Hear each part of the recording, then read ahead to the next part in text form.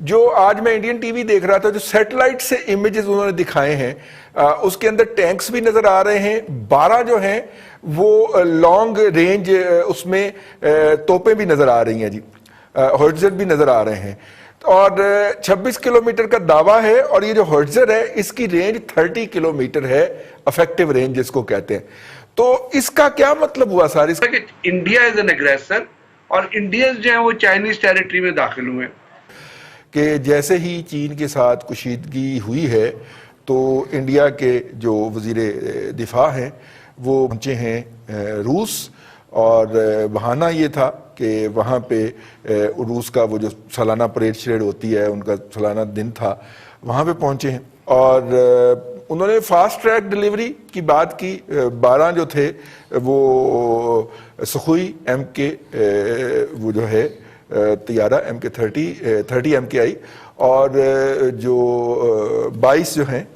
तकरीबन 21 जो हैं वो MiG-29 की उन्होंने फास्ट डिलीवरी की बात की। अगले साल के आखिर तक ये चीज़ें जो हैं, यानी 2021 के नवंबर दिसंबर में हम आपको डिलीवरी दे सकते हैं। तो अब ये सिलसिला है जो दिफाई मिसाइल दिफाई निज़ाम जो इसराइल से ख़रीदा इंडिया ने, उसके जवाब के अंदर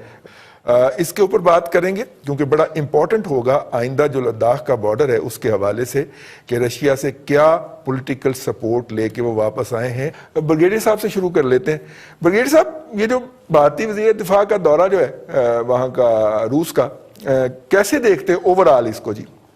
बहुत बहुत शुक्रिया रजी साहब।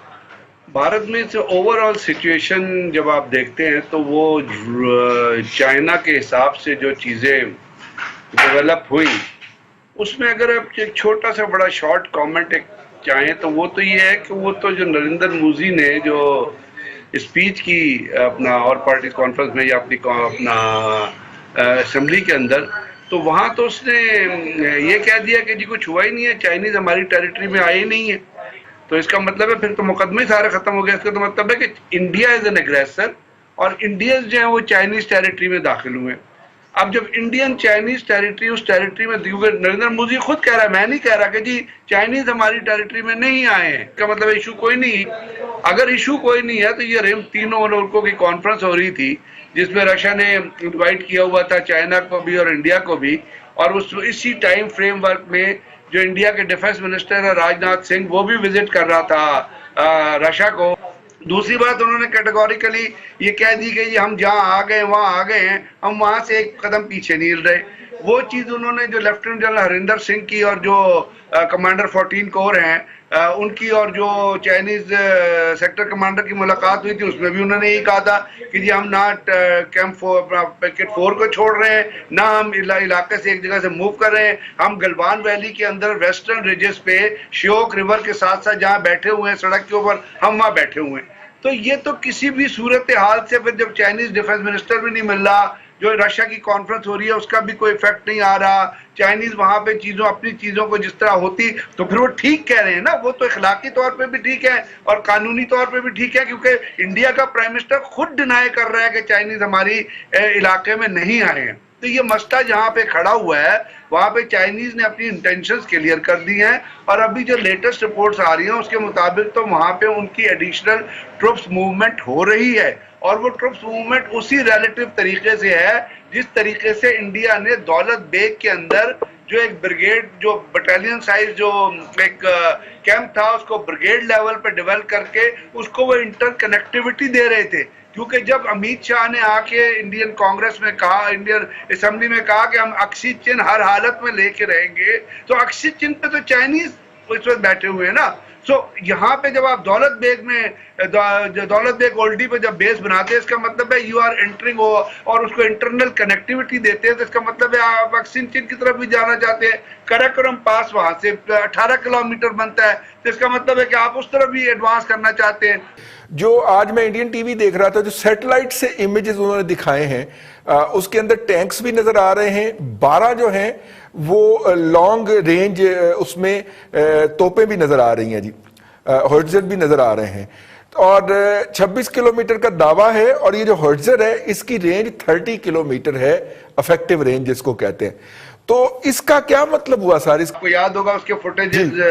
टीवी पे भी रिलीज हुए थे, मीडिया पे भी रिलीज हुए थे। और वो जो एक्सरसाइज उन्होंने किया, वहां उन्होंने आपने जो अपनी long range artillery, short range artillery, और उसको उन्होंने फिर डफटेल किया है हेलीकॉप्टर्स और जहां अपनी एयरफोर्स की मूवमेंट के साथ दी। और वो उन्होंने एक्सरसाइज जो है वो हर एक को बता के वहां पे किया है। दूसरी जो चीज आप कर रहे हैं, वहां पे वो जिस जगह तक आ गए हैं ना, वो बनता है मतलब 60 स्क्वायर किलोमीटर। तो चाइनीज इंडियंस खुद कह रहे थे ना, क्योंकि वहां पे चाइनीज आए हैं गलवान वैली के, ना गलवान वैली पे उनका बड़ा पुराना क्लेम है। ये नहीं कि वो कोई ऐसी चीज है जिसके अंदर उन्होंने आके, वो जब लाइन ऑफ एक्चुअल कंट्रोल की आप बात करते हैं तो आपको याद होगा 1962 में जिस जगह तक चाइनीज आए थे, वहां से वो एक पीस एफर्ट के तौर पे line of actual control define करते हुए वो वहां से कोई 12 किलोमीटर पीछे चले गए थे, जिस जगह आके वो रुके थे। तो अब जब मैं तो सिर्फ ये कहता हूं कि जब नरेंद्र मोदी ने डिनाई कर दिया कि हमारे इलाके में कोई आया ही नहीं है, तो इसका मतलब है चाइनीज इस वक्त अपने इलाके में बैठे हुए हैं। अब इंटेंशन उनकी काफी सामने खुल के आ गई है कि वो एक चीज को देखते हैं जो सी पैक के ऊपर भी इफेक्ट कर रही है, नेपाल के ऊपर भी इफेक्ट कर रही है, रीजनल कंट्रीज के ऊपर इफेक्ट कर रही है। और जब ये कहता है कि हमने ऑक्सीजन लेना है, तो वो उनके ऊपर डायरेक्टली इफेक्ट कर रही है। तो वो क्यों वहां रुकेंगे? वो तो आगे बढ़ना चाहेंगे वहां से। कि क्या इंडिया की मौजूदा क़यादत जो है वो वहां तक बेंड होना अफोर्ड कर सकती है पॉलिटिकल फ्रंट के ऊपर, जब उन्होंने 57 इंच की छाती कह के और लोगों को पंप कर रखा हो, और वहां पे वो जो एंकर हैं और मीडिया जो है अर्नाब गोस्वामी जैसे, वो उन्होंने दिन रात अवाम का दिमाग खराब कर रखा हो, तो ये तो सर पॉलिटिकल कॉस्ट ही नहीं पड़ जाएगी उसको, बहुत खौफनाक किस्म की। अब जो एग्रेशन हुआ इंडिया की तरफ से हुआ खित्ते में भी, और हाँ अगर वो चढ़ रहा है तो हमारी तरफ, क्योंकि हमारी जो हुक्मरान है माशाल्लाह, उन्होंने फॉल ऑफ ढाका के बाद फॉल ऑफ कश्मीर तो करार दे ही दिया, और हमारे लिए बड़ी शर्म की बात है। और ये डिबेट सिर्फ हम नहीं कर रहे, ये पार्लियामेंट के फ्लोर पर ख्वाजा साद रफीक ने भी ये बात की है, और उन्होंने कहा कि जनाब फॉल ऑफ कश्मीर तो हो चुका है, और वाकई हो चुका है। और हम सिर्फ और सिर्फ OIC या अब हमारे वजीर खारजा, एक आखिरी बात, हमारे वजीर खारजा साहब कह रहे हैं कि जनाब कोरोना की वजह से मैं तो कहीं जा नहीं रहा, मेरा तो कोई रोल नहीं रहा, अब जो है ना मैं इत्तेहादियों के साथ बातचीत करूंगा। ये तो हमारी हुकूमत का हाल है, शर्म की बात है। भट्टी साहब, $4 बिलियन की फॉरेन डायरेक्ट इन्वेस्टमेंट है सालाना, $4 बिलियन से प्लस ही होती है चाइना की इंडिया के अंदर, और 5 वहां पे जी जो